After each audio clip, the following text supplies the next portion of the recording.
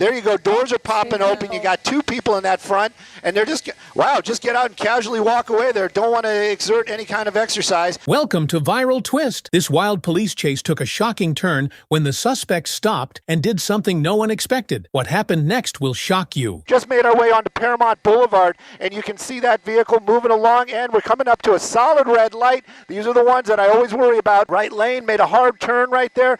Now with the map, and I can use both my hands on the controller.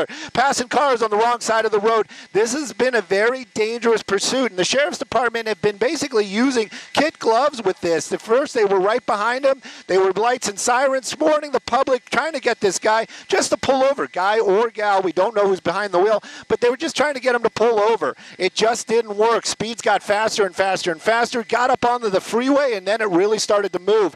This person was using those emergency lanes, the far right lane, for quite some time, passing vehicles right and left, and then made that hard stop and got off at Paramount. Now you see it in a residential neighborhood. Now there are sheriff's cars on the ground nearby, but the helicopter is the one that's really keeping an eye on it. This is our first chance to kind of take a real look inside that window there. They were talking about multiple, geez, oh Pete, sorry guys.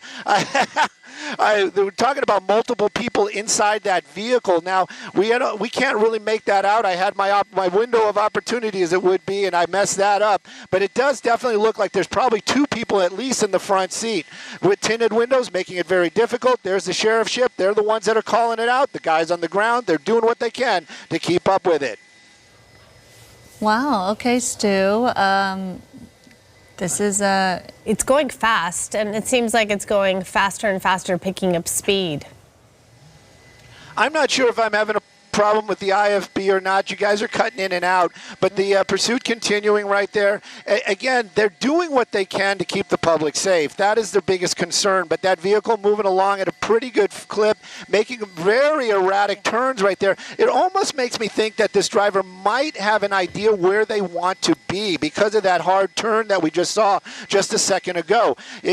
Sometimes it's like, oh, do I turn here, or this is a spot. So this vehicle might have an idea where they're trying to get to. We've seen this in the past where they just kind of jump out at the end and they run. Now the Sheriff's Department, they're doing what they can to keep the officers on the ground nearby, and that's the best they can do right now. They are not quite surveillance mode, but they are staying close by. They want to make sure that when this vehicle does come to a stop, that they're going to be able to get to that location as quickly as possible and take the driver. The driver is the most important into custody. Other people inside that vehicle, they are going to be important as well, but the driver, that's the one they really want to get their hands on. Stu, I think you were mentioning how they're being really careful about this and how they approach and handle this situation. It just reminds us of the real tragic pursuit that we covered on Friday, where you never know how erratic a person behind that wheel can be. And we saw what happened on the 405 freeway,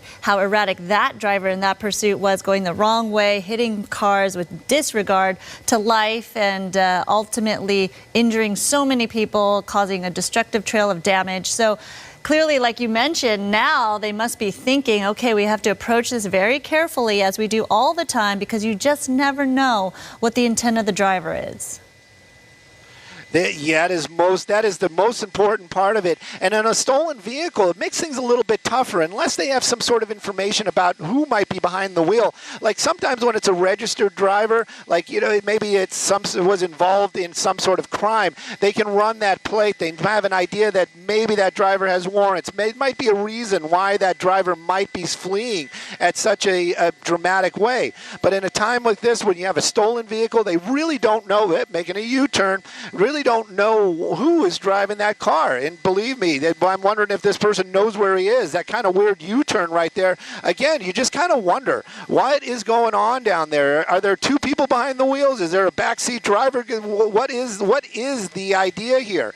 But it's continuing on, and you can keep an eye on those speeds. These are residential neighborhoods. And at Skyfox, the camera op, me, today might be a little off because I'm having a little difficulty with the camera. But those numbers, I can tell you are pretty accurate. I hear the officers calling it out as well. They're calling it out, and it's going about 80 miles an hour right now, and we are in a very residential neighborhood out here in the Downey area. And this is the type of stuff that is very, very dangerous. Hit a dip right there. You saw him trying to hit those brakes. And again, this is an older Crown Victoria. Maybe it had a lifetime as an officer's vehicle at one time, or possibly a taxi, or maybe it just was always just a Crown Vic. Making another hard turn right there. Definitely looks like two people in that front seat. Maybe you guys have a little bit better vantage point where you guys are at. No, unfortunately, we can't really see who's behind the wheel or who's in the car, how many people are in that car, because those windows are quite tinted. But, you know, making a note of all the stop signs that this person is blowing through, and even the lights. Back on the freeway. It seems as though, yes, back on the freeway, but driving quite recklessly. I don't know if it's a good thing or bad thing. He's off the surface streets, so I suppose it's better for this person to be on the freeway. But again, like, the concern always is for the people who are on the road, who have no clue what's going on, and that's when things can really get ugly. And it You know, looks, it seems like the car is giving up. Seems like the car is giving up. There you go. Doors are popping open. You got two people in that front, and they're just get out and casually walk away there. Don't want to exert any kind of exercise. There you go. Kind of just wandering away. Don't know what you're talking about. I'm surprised they're not trying to hitchhike. That's the kind of casual that we're seeing right there. But you know what? The sheriff's ship overhead, they are making calls right now. I did hear him say that they're out on foot. So this would be a spot where if there was an officer nearby, this would be the spot to take these two characters into custody. You know, northbound 5 freeway, you can see it right there. We're right by that Lakewood. There's the sheriff's ship. Now they're calling it out. That guy right there in that white shirt, you know, I hope he doesn't try to run across the freeway. It's just going to make things more difficult. And again, he's just kind of looking, don't do it, don't do it, dude, don't do it, don't do it.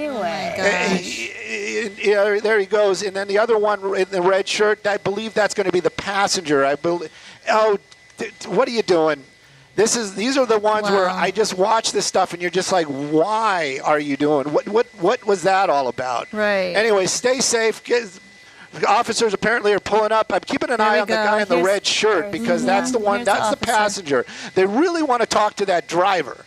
But the passenger, I'm sure they're going to want to get as well. You can see other officers kind of making their way over to the passenger. Again, now's not the time to really start to make that move, but you can see it right there, this thing coming to an end.